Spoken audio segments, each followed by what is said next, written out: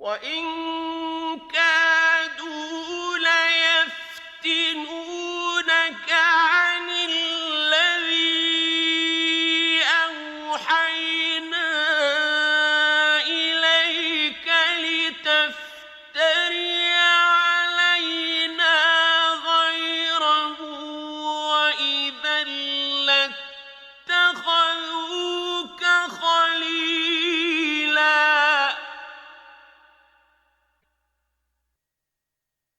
Dan sesungguhnya hampir-hampir mereka dapat memesongkanmu wahai Muhammad dari apa yang telah kami wahyukan kepadamu, supaya engkau mengada-adakan atas nama kami perkara yang lainnya, dan kalau kau melakukan yang demikian, tentulah mereka mengambil kau sahabat karibnya. Ibnu Mardawaih dan Ibnu Abi Hatim meriwayatkan dari Jalur Ishaq, dari Muhammad bin Abi Muhammad, dari Ikrimah, dari Ibnu Abbas, dia berkata, Umayyah bin Khalaf, Abu Jahal bin Hisham, dan para tokoh Quraisy keluar menemui Rasulullah. Mereka berkata, Wahai Muhammad, kemarilah. Kucuplah, iaitu sembahlah Tuhan-Tuhan kami dan kami akan bersama-sama denganmu masuk agamamu. Pada saat itu Rasulullah sangat berat berpisah dengan kaumnya dan sangat ingin agar mereka masuk Islam. Dengan demikian, beliau rasa kasihan kepada mereka. Maka Allah menurunkan ayat, dan sesungguhnya hampir-hampir mereka dapat memesongkanmu wahai Muhammad dari apa yang telah kami wahyukan kepadamu, supaya engkau mengada-adakan atas nama kami perkara yang lainnya, hingga ke firman Allah, kemudian kamu tak akan dapat seorang penolong pun terhadap hukuman kami.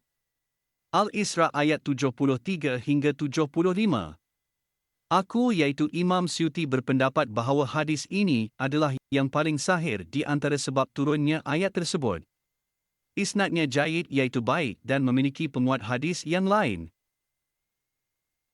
Abu Syekh meriwayatkan dari Sa'id bin Jubair dia berkata, dahulu Rasulullah mengucup Hajar Aswad. Mereka orang-orang kafir berkata, kami tidak akan membiarkan kamu mengucupnya sampai kamu mengucup Tuhan-Tuhan kami. Rasulullah berkata, apa salahnya aku melakukan hal tersebut iaitu mengucup Hajar Aswad? Allah mengetahui bahawa aku berbeza dengan mereka. Maka turunlah ayat tersebut. Abu Syekh juga meriwayatkan hadis yang sama dari Ibnu Shihab. Dia juga meriwayatkan dari Jubair bin Nafir bahawasanya orang-orang Quraisy menemui Nabi. Mereka berkata, apabila engkau sememangnya diutus buat kami, maka usirlah orang-orang miskin dan hamba sahaya yang menjadi pengikutmu. Kemudian kami akan menjadi sahabatmu. Maka beliau cenderung kepada perkataan mereka sehinggalah turun ayat tersebut. Diriwayatkan dari Muhammad bin Kar'ab al-Qurashi bahawasanya Rasulullah membaca ayat, demi bintang ketika terbenam, sampai, maka apakah patut kamu? Surah Najm ayat 1 hingga 19, maka setan membisikkan kepada beliau, bahawa berhala-berhala itu adalah berhala-berhala yang utama dan syafaat mereka akan diterima. Maka turunlah ayat, dan sesungguhnya mereka hampir-hampir mengganggumu. Surah Isra ayat 76. Beliau tetap merasa kecewa sehingga Allah menurunkan ayat, dan tidaklah kami mengutuskan sebelum kamu seorang rasul pun. Surah Al-Hajj ayat 52. Riwayat ini menunjukkan bahawasanya ayat tersebut adalah ayat Makkiyah. Adapun ulama yang berkata bahawa ayat tersebut Madaniyah berdalil dengan kisah berikut. Ibnu Mardawaih meriwayatkan dari Al-Ufi dari Ibnu Abbas bahawasanya kabilah Sakif berkata kepada Nabi, berilah kami tempoh selama setahun untuk memberi persembahan kepada Tuhan-Tuhan kami.